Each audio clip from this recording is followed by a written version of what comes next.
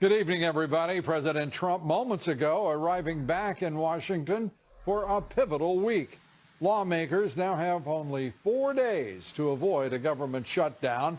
Republican leaders want to pass a short-term spending bill that would keep the government running, but some Dems are threatening to withhold their vote because of DACA, amnesty for illegal immigrants. We take up the battle over spending and DACA. We're talking with Dr. Sebastian Gorka here tonight. Also, an illegal immigrant facing felony terrorist charges after threatening to shoot and kill passengers on a Greyhound bus. The 33-year-old claimed he had a gun before he led police on a chase from Wisconsin to Illinois. Now authorities say he was deported to Mexico 5 times. We'll have the full report. And lawmakers also demanding accountability after an accidental ballistic missile alert was triggered in Hawaii. Panic ensued. The unnamed, unidentified employee who sent the alert has been reassigned pending an investigation. The FCC, amongst others, investigating now. Critics want to know why the agency responsible in Hawaii, the state agency, took nearly 40 minutes to recall the alert when apparently police knew within a matter of 5 minutes that it was a mistaken alert. Our top story tonight, a deal on DACA, unlikely at best and likely dead. Obstructionist Dems now threatening to shut down the federal government if they don't get amnesty for millions of illegal immigrants. President Trump just blasted Senator Dick Durbin on the failed negotiations, tweeting this, quote, "Senator Dickie Durbin totally misrepresented what was said at the DACA meeting. Deals can't get made when there is no trust. Durbin blew DACA and is hurting our military." The president insists his words were mischaracterized in an Oval Office meeting last week. 2 Republican senators, Perdue and Cotton, back him up. I'm telling you, he did not use that word, George, and I'm telling you it's a gross misrepresentation. How many times do you want me to say that? I certainly didn't hear what Senator Durbin has said repeatedly. Senator Durbin has a history of misrepresenting what happens in White House meetings, though, so perhaps we shouldn't be surprised by that. I didn't hear it, and I was sitting no further away from Donald Trump than Dick Durbin was. And President Trump insists he's willing and able to make a deal, but insists on funding first for the border wall. Honestly, I don't think the Democrats want to make a deal. I think they talk about DACA, but they don't want to help the DACA people. They don't want security at the border. We have people pouring in. They don't want security at the border. They don't want to stop drugs. And they want to take money away from our military, which we cannot do. Joining us tonight, Fox News national security strategist and contributor, Dr. Sebastian Gorka. Dr. Gorka, first, good to see you. This is quite a remarkable moment. DACA appears dead. Dick Durbin trying to drive a stake through the heart of even the idea now. Chuck Schumer, Nancy Pelosi, Senator Lindsey Graham, Jeff Flake. This assemblage of like-minded, open borders, pro-amnesty senators is some sort of negotiating group is pure farce, is it not? Yes, but it's exactly indicative of what the left has created. So let's remember that speech to a group of bankers that Hillary Clinton gave as a presidential candidate that was eventually leaked to the press. Do you remember what she said in that, Lou? She said her dream is to have a borderless hemisphere. So no borders from Canada right down to South America. That's what the left is arguing for. At that point, the word America means nothing. They're grandstanding. This isn't about American interests. It's about ideological interests. And also, Lou, it's about lying. I mean, Dick Durbin's relationship to the truth, let's be charitable, it's at best elastic. Even President Obama had to go on record when Dick Durbin said things about the then Speaker of the House, John Boehner, and the White House had to deny that President Obama said anything of the sort. So whether he's talking about the left, the right, a Democrat president or Republican president, it's all about the narrative, it's all about the fight, it's not about the interests of Americans. And Flake calling, basically saying that the president was like Stalin in the way in which he's behaving. I mean, Senator Flake is done. He can't get reelected. He is continuing to run his mouth. He is a sordid, just absolute attack dog against the Trump administration. Senator Flake should be ashamed of himself. My parents lived under a Stalinist regime. My father was arrested and tortured and put in prison by a Stalinist regime. This man has no moral compass left anymore. Senator Flake has just insulted all those people who have died or suffered under true Stalinist regimes. He has become a parody of a politician. And, you know, what is this deal between the Mormons and President Trump? Not only Jeff Flake basically going after him, but also Mitt Romney today. Let's put up the full screen of what he said today. This is a man who hasn't even yet announced he's running in Utah for Senate. The poverty of an aspiring immigrant's nation of origin is as irrelevant as their race. The sentiment attributed to POTUS is inconsistent with America's history, antithetical to American values. May our memory of Dr. King buoy our hope for unity, greatness, and charity for all. I mean, that is pure nonsense as he attacks the president. The part he had right at the end was, he, of course, had to quote Dr. Martin Luther King. Yeah, I don't think this is about the Church of the Latter-day Saints, the Mormons. I think this is about people who are politically irrelevant, Lou, and who want to be relevant and are desperate. Let me just tell Mitt Romney something. All men are created equal in the image of God, but guess what? Not all nations are equal. That's why we have people risking their lives on handmade rafts to come to America. America is the greatest nation on God's earth, and some other countries are hellholes. That's just a fact. Well, hellholes is, I believe it was Lindsey Graham who referred to some countries that way. What is going on? You've got suddenly a bunch of prigs and prudes talking like they're from, what, 18th, maybe 17th, century England instead of Americans. They're hardly plain spoken, and they are effusive in their hate for this president. Where's it going to end? I mean, they started by talking about the collusion. Calling him, every kind of name. That was disproved. I mean, it's been going on 6.5 years of total investigations, the committees, the FBI, special counsel, they haven't found anything. Then they started talking about, well, he's crazy. Then they watched him outsmart everybody in the room over immigration as he orchestrated a discussion, and he was obviously hoping for a deal on DACA. And now they're calling him new names. Do they really think the American people are so stupid not to notice that everything the left and the Dems have called this president and the establishments of both parties has been proved untrue, false as they could be over the course of the last more than a year, 2.5 years, including the presidential campaign?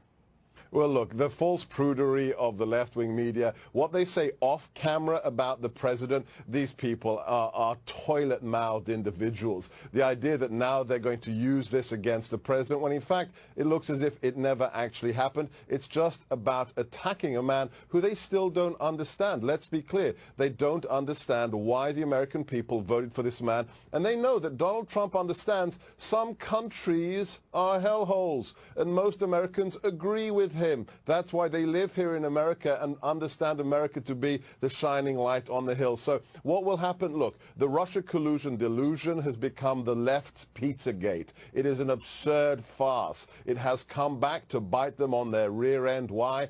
Because who's in trouble with regards to Russia? It's Hillary, and it's also the Obama administration, because now we're going to find out, thanks to brave people like Devin Nunes, who actually gave the order to target Americans on the Trump campaign, including the future president, with false information from a fake dossier provided in part by Russian actors.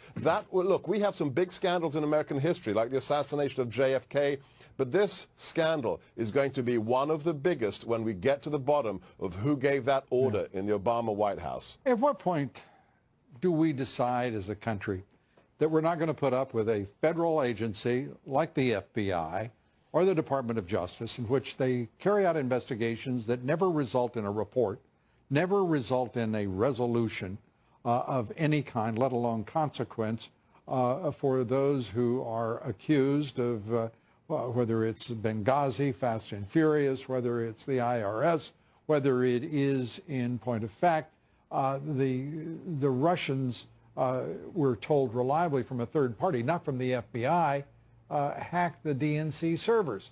We don't have straightforward evidence from any one of these investigating committees or agencies or departments. And that is an affront, it should be an affront to all Americans. But Lou, we have things like your show, Sean Hannity, Sarah Carter, John Solomon. At the end of the day, I have great faith that all Americans will find out how much, the rot at the heart of the state of Denmark. And at the end of the day, somebody will pay a legal penalty, and it might be at the very highest levels of the Obama administration. Well, I would only say, if those agencies haven't figured out what the American people have based on the evidence, then we're in sorry shape, and I can't be as optimistic as you. I hope you're right. Dr. Sebastian Gorka, good to have you with us. Great to be back, Lou. We're coming right back. Much more straight ahead. Stay with us. President Trump says the DACA talks are probably dead because the Democrats don't care about American border security. We're ready, willing, and able to make a deal on DACA, but I don't think the Democrats want to make a deal. The Democrats are the ones that aren't going to make a deal. We take up the obstructionist Dems with Ed Rollins and Michael Goodwin. And why should a president have to put up with a Dick Durbin? Congress barreling toward a possible government shutdown Friday. The Dems threatening to vote against the funding bill because they want, that's right, DACA, amnesty, a free pass. We take up the chances of a shutdown here next. Stay with us. We'll be right back.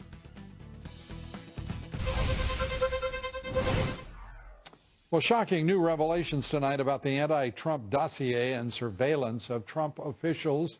House Intelligence Committee Chairman Devin Nunes telling colleagues he has seen the evidence showing clear abuse of government surveillance by FBI and Justice Department officials, and he will push for all members of Congress to view those documents as early as this week. And new trouble for the Clintons, a grand jury bringing the first indictment in the Uranium One scandal.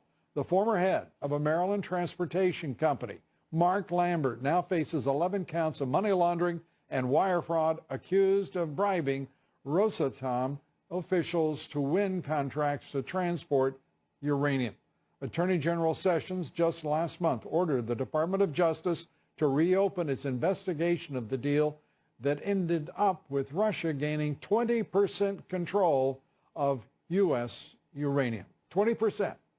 The Wall Street Journal tonight reporting the U.S. counterterrorism officials had warned Jared Kushner early last year that Wendy Deng Murdoch, a prominent Chinese-American businesswoman formerly married to Rupert Murdoch, could be using her close friendship with Mr. Kushner and his wife Ivanka Trump to further the interest of the Chinese government. U.S. officials also saying they were concerned about a counterintelligence assessment that Ms. Murdoch was lobbying for a high-profile construction project that would be funded by the Chinese government in the nation's capital. Joining us tonight, Ed Rollins, former White House political director under Ronald Reagan, chairman of the Great America PAC, and New York Post columnist Michael Goodwin, both Fox Business contributors. Great to have you both here. The Uranium One indictment, Michael, that's a big story. It is, and if this is a direct result of Jeff Sessions ordering that it be reopened, I think then this is just the beginning, because there was so much about this that just smelled holy hell, and yet it was all covered up, all hushed up. I mean, there were some smaller indictments that were separated from that investigation, and hidden as though such. That's right, yeah, as though they weren't really relevant to the bigger issue, when in fact they were. So this one could is be being ballyhooed as directly involved, and that's a big deal. And it looks like there's a turn by the Justice Department. Or is that only an appearance? I hope it's not an appearance. This is an opportunity for Jeff Sessions to try and get some of his reputation back. He's obviously lost over the last year. This should be front and center. This should be what he focuses on every single day. And this basically was one of the great injustices to this country, and I think it needs to be persecuted to the fullest. You know, and I want to turn now to the president's remarks when he was, using colorful language to describe some of the countries. You, in your most recent column, said the president's disparaging remarks about Haiti and other poor countries helps Dems in their goals of hobbling, if not ending, his presidency. I don't see it that way. Help me there, because what I see is all of a sudden people are looking at Haiti, trying to figure out where $9 billion went, and finding out that the truth of the matter is the Clintons, with a lot of help from the Obama administration, sucked up a lot of aid money for the Haitian people. Well, that may be, Lou, but I think that the way I'm looking at the 2018 midterms is that every day now, everything the president says or does is going to either help him or hurt him in the midterms.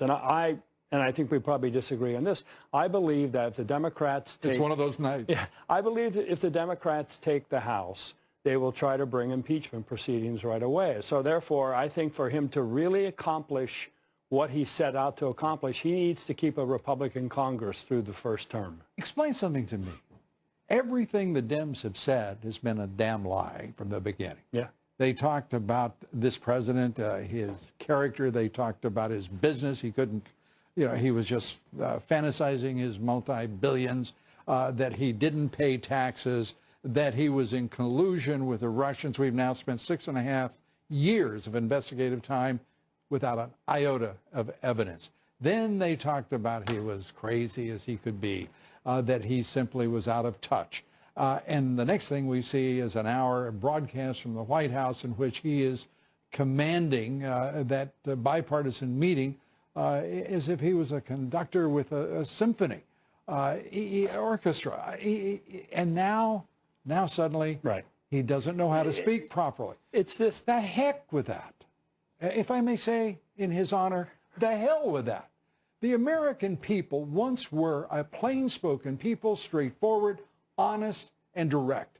And when they get exactly a president who is doing so, speaking plainly, directly, truthfully, you're telling me because our national media goes all wobbly that he's suddenly going to get impeached? Have we lost our minds in this country, or what? I think to the extent that he gets things done, like the tax bill, like the deregulation. Like $8 trillion in the equities? And I think these are all things that will keep Republicans in control of Congress. So wait a minute. You're telling me that the fact that this man has accomplished so much, an unprecedented number of achievements for any president in modern history, that might stave him off from being impeached? For what would he be impeached? He's a great president. We can't stand that anymore? Yes. I mean, is this some result of Clinton and Bush and Obama? We can't have a man who actually knows, or woman, who actually knows what the hell he's doing? Look, I think the hatred for Donald Trump is off the charts in more than half the country's population. I mean, I tend to believe the polls are generally right about this. I don't believe a single one of those polls. I know, but the polls were right in 2016 in terms of the general election polls had Hillary Clinton winning by 3 points. She did. And the New York Times had Hillary Clinton a 95% winner on election night. Well, actually, it was higher than that. Yeah. I mean, that was their prediction. That was her chance of victory. Let me just say this. I think this, the distraction that occurs by these kinds of things, this president has to talk about what he's done. You talk about it. A few other shows here around Fox talk about it. But the American public is not getting the intensity of the message that they should be. Tell them to look at their 401k. I understand that, but not everybody. Who are these not everybody does it. Just let me finish. Every single time you get off track on these distractions, and what this president needs to quit doing, he shouldn't be out there saying, I'm not a racist, I'm not a liar, I'm not this. He should be saying, I'm a leader, and here's how I'm leading. Words matter, and the failure of this White House has been twofold. One is a communication strategy, and he's the one who has to carry the ball. And secondly, they haven't got their people in place yet. That's another failure. Okay. So, meanwhile, the economy is growing at 4%. I don't. His foreign policy rationalizes what has been a decades-long mistake. He should be at 55% in the polls. Well, wait a minute. Words matter. And I got some words. You got to let me finish. No. It's your show. Don't give me that. It's your show, Lou. It's your show. We're for Trump. I mean, the bottom. And act like it. Why in the world is the national media and the political establishment scared to death to say this man is accomplishing great things for every American? By the way, this racist, as this ignorant Durbin said, you know, did he forget that this president is responsible for driving black unemployment to 6.8%? That, by the way, ladies and gentlemen, is the lowest level since numbers were kept. Those are the things he needs to be talking about.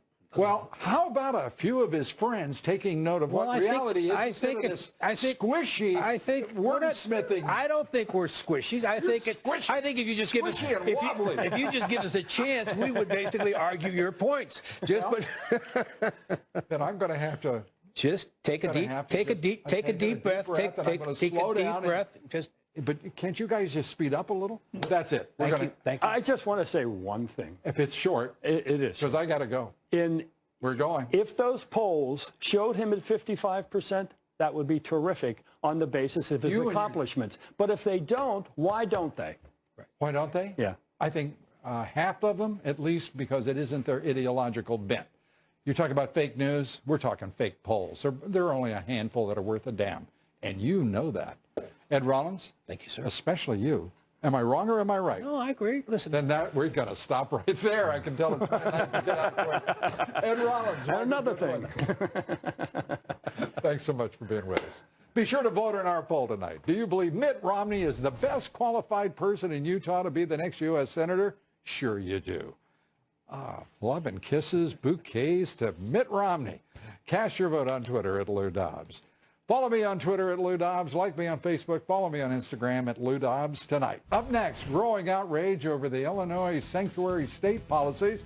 Then after a Chicago illegal immigrant threatened to kill all the passengers on a Greyhound bus. Oh, by the way, he had been deported 5 times. Apparently none of them took. We'll have the full report here next.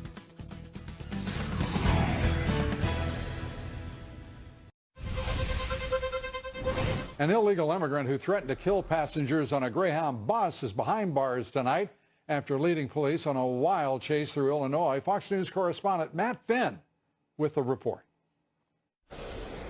A Greyhound bus ride from Milwaukee to Chicago took a horrifying turn when an illegal immigrant started pacing back and forth, threatening to shoot and kill everyone while reaching toward his waistband, according to passengers. Yeah, it almost felt like a terrorist situation because you're on a bus, you know, and the guy's saying he's got a gun. He was just acting crazy. Police say at least 2 passengers called 911 from the moving bus about 33-year-old Margarito Vargas Rosas. The Department of U.S. Border Control and Customs tells Fox News Vargas Rosas has been apprehended and ordered for deportation 5 times. When squad cars responded and attempted to pull the bus over, the driver did not stop. Several of my deputies activated emergency lights and sirens, and the bus was still continuing southbound into Kenosha County. Police dropped 2 separate spike strips to stop the bus. Officers say the driver thought police were involved in a training exercise or were there to assist him versus pulling the bus over. Police eventually got the bus to stop. Vargas Rosas was ordered off it at gunpoint. He then made threats to police and was arrested. Police did not find a gun, and fortunately no one was hurt. The suspect was charged with making terroristic threats. We dodged a bullet. We really did, in my view. The suspect lives in Illinois, which Republican Governor Bruce Rauner declared a sanctuary state last summer. The law denies local law enforcement the ability to detain people on behalf of immigration and customs enforcement. But the lead agency in this criminal case, a Wisconsin sheriff, has requested the suspect be extradited back to Wisconsin, where he would not be protected by Illinois sanctuary laws. Tonight, the suspect is locked up in an Illinois jail without bond, and he'll stand before a judge on Wednesday. Lou? Thank you very much, Matt Finn reporting. We're coming right back. There is a lot more straight ahead. Stay with us. Rhino Lindsey Graham is blasting President Trump because he allegedly used profanity. Critics, however, say the priggish Graham is being hypocritical. There are two different standards here. In 2013, Lindsey Graham said the exact same thing the president did, but he used the word hellhole. We take up Graham's hypocrisy and the media's relentless use of his hypocrisy against President Trump. Deirdre Bolton and Niger Ennis join me here next. And this pup is giving parkour athletes a run for their money. Jumpy, the Border Collie mix, is back showing off his incredible athleticism. Stay with us. We'll be right back. Much more straight ahead. Senator Lindsey Graham claims he called out President Trump when Mr. Trump used colorful language during a bipartisan immigration meeting last week. But it turns out the South Carolina Republican has made some very similar comments with the cameras rolling on Capitol Hill. The tale of two borders. Why is one a problem and the other's not? Because Canada is a place where people like to stay. They like Canada. We like Canada. We love to have them visit. They want to go home because it's a nice place. The people coming across the southern border live in hellholes. They don't like that. They want to come here. Our problem is we can't have everybody in the world who lives in a hellhole coming to America. Well, the senator might want to check the immigration numbers and countries of origin, because that is exactly where most of those immigrants are coming from. Joining us now, Fox Business's Deirdre Bolton and spokesman for the Congress of Racial Equality and conservative commentator Niger Ennis. Thank you both for being with us. I have to say, I despite what he said, it sounded to me like Lindsey Graham should be giving the president a big old hug because they're in agreement. I would think so. They are in agreement, even if Mr. Graham forgets, right? Sort of have to go back in the past to find that.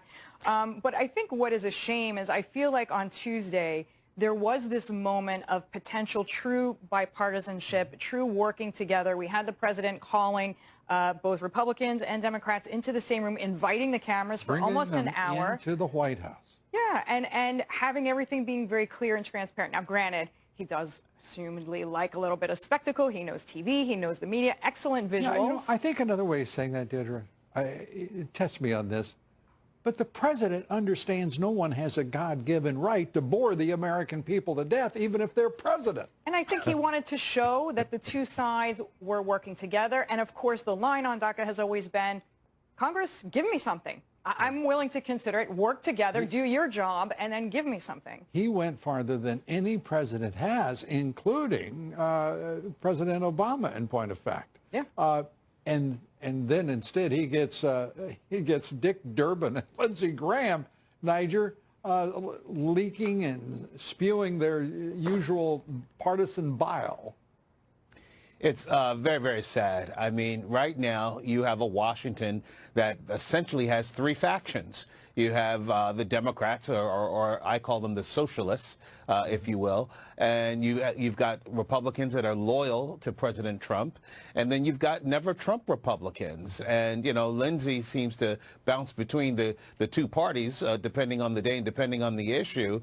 But clearly, the president wanted a deal, but he's not going to placate the American people. He's not going to bend over backwards and not accommodate the interests, first and foremost, of the American people. I mean, you know, unlike most of these talking heads, I actually know DACA recipients. You know, I communicated with one last week. You know, a lot of them are good kids, and we should do what we can to keep them in the country legally, not necessarily citizenship, but legally. So why not those people who have a good record, why don't we have them checked out, vetted, if you will, That's right. move forward, and merit-based.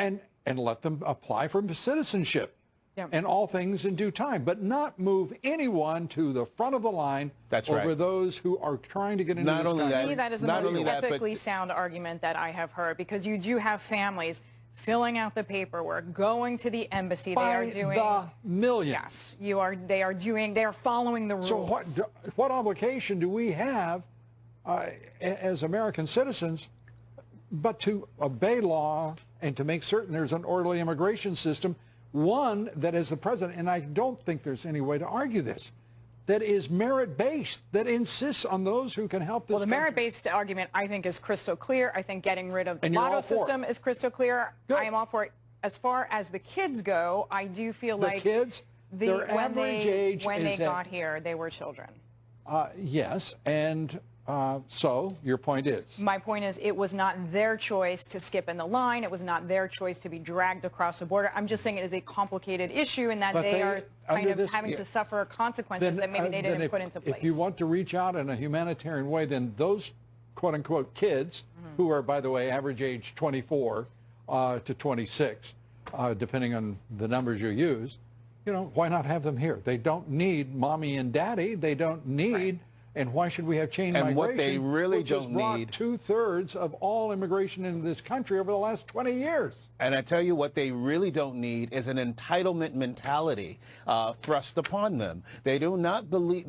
They do not need to be made to believe that somehow becoming an American citizen is an entitlement. It is not. It is a favor that the American people are potentially granting to these recipients. Well said. I'll only say this as we conclude. And that is, think about the damage we're doing to the countries from which they come. Why in the world we would not be doing more to build up those countries and to eliminate the poverty that is so great in so many places. The money that has been shipped to Mexico in drug money, in remittances, in trade deficits, my God, they should have sparkling cities throughout Mexico. And no poverty at all. It is the inverse. Niger, thanks so much for being with us. Deirdre, thank you for being here. Thank you, Lou. Please roll the video now. We're going to take a little pause. We're welcoming back Jumpy. There's Jumpy. That's my favorite dog, except, of course, for the dogs that live in my house. Well, actually, they run the house. The Border Collie mix. He's known as the parkour pup. Among his many tricks, he walks on two paws, scales walls, leaps obstacles. There is, I swear, there's nothing this pup cannot do. Pup. This amazing wonder dog. Wonder dog. I move that we call him Wonder Dog. That sort of dating myself on that one, I guess. Up next, rhinos Mitt Romney and Jeff Flake violating Reagan's 11th commandment. They're not only shooting inside the tent, they're doing all sorts of other unsavory, nasty things. These are not only anti-Trumpers, they're inexplicably grumpy, nasty anti-Trumpers. Charlie Hurt joins us next to plumb the depths of their spirits. A New Jersey family discovering that a painting in their basement was actually a long-lost Rembrandt. We'll have that coming up here next. Stay with us.